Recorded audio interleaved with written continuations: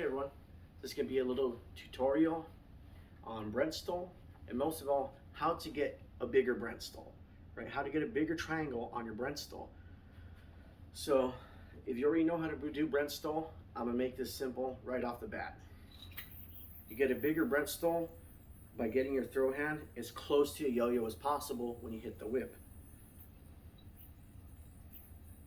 We get nice and close to yo-yo, we'll get a bigger triangle. Like that, right? Instead of, hitting it like here. To do a Brent stole, you got to be able to whip the string like that. You're going to pop the yo up by jerking your hand. You can also use your body motion into it, so you're using less of your shoulder, right? We twist with our body from our hip. I want to pivot on your foot so you don't hurt your knee. And we push forward into that string like such. Once it whips, right, and the loop's coming under and over, we push in, right? We push away from our body. This string gets pushed against that. It flips, causing it to flip, and it lands into a GT. That's what happens in Brent stole. So you can actually understand why you're doing what you're doing. That's what's happening in Brent stole. Right, you're whipping. This slack here is looping, whoop, but then you push your throw hand forward into this string here, into this string, bam, causing it to flip, landing you in a green triangle that you hop out the front from. Okay, that's what Brent stole is. So you want to be as close to a yo-yo as you can get, but while still being on your throw hand side of the yo-yo. So you don't want to insert your hand here. No, that's not going to work. Look what happens if I do that. It doesn't work, right? No. It has to be on this side of the string, right? When you insert your hand to push in, you need to be on this side, on your throw hand side of the bearing string. And you need to be as close to yo-yo as possible. You don't want to be under it. You don't want to be too above. You want to be as close as you can. So on this side, just above the yo-yo. Throw hand side, just above the yo-yo. That's where you want to insert.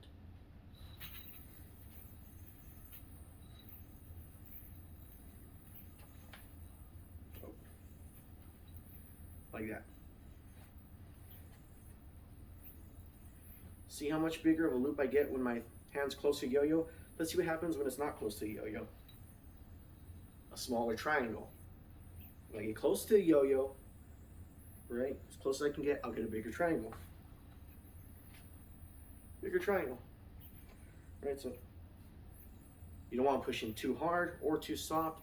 That's going to be for you to practice. How hard do you push in?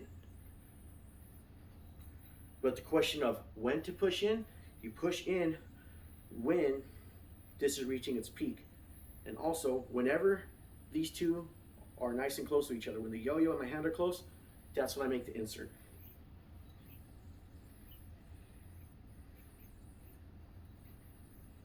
Like that. So you'll get better with the whip. If you're having to try really hard to whip, it might just be that your strings aren't too whippy, or maybe you should use more of your body. Don't bring your hands so low when you whip, okay? Shoulder, don't go below your waist when you whip. See, I'm gonna keep it nice and tight. I'll use my body. There, right?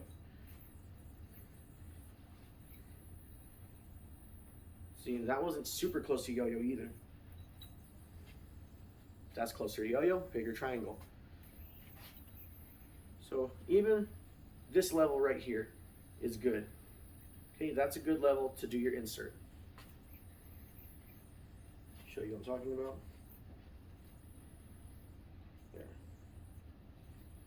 There. That's what we're doing. All right. Half moon shape. And then you push forward. The half moon, push forward. So even if your hand has to come under the yo-yo, it needs to raise back up and then insert, okay? So if you just can't get that whip to happen without pushing your hand lower, okay, that's fine. It needs to come back up and insert above the yo-yo, right? When you do that insert, it has to be above, higher than the yo-yo, and to your throw hand side.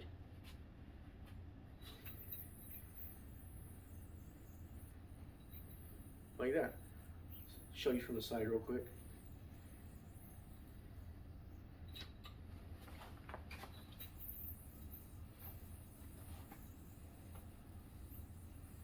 That's what we're doing. Brent stall. Brent stall.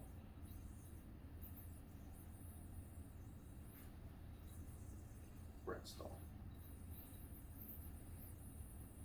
Jerk it up to pop it. Whip, insert. Brent stall. So pop up, whip, half moon, insert above the yo-yo.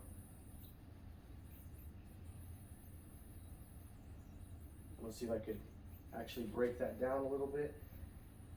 Ideally, you need to do this trick quickly. So in an ideal situation, you're doing this trick quickly, okay? So work on element at a time if that's what it requires. But understand when you pull it all together, it's at the drop of a dime, right? You're doing the motion fluidly. And if that's what it takes, right, missing the yo-yo just to understand that you're doing the Brent stall correctly, okay, now you know at least you're getting the GT. Now it's just a timing issue.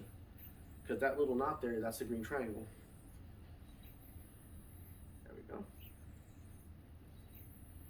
Don't do it too fast or too slow, right? Just be smooth with it.